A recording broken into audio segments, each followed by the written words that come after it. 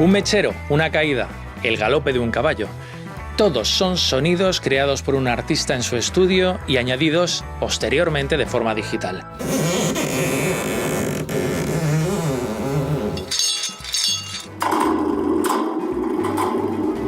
Jack Foley fue el inventor en 1920 en Nueva York. Por eso se llaman Foley. Apriétale ahí. Ese arranque... Malo. Ese arranque... Bueno, bien, buena.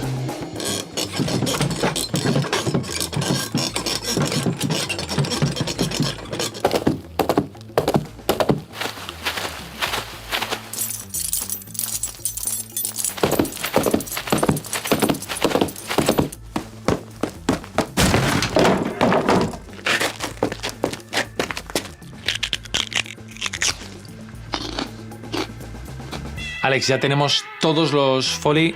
¿Y ahora qué? Viene un trabajo de sincronía perfecta, de ajustarlo todo bien con la imagen. Como habéis podido observar, algunos sonidos se han grabado por capas, así que estén muy bien ajustadas todas esas capas. Y luego los Foleys pasan al editor principal para que los añadan el resto de elementos de la banda sonora.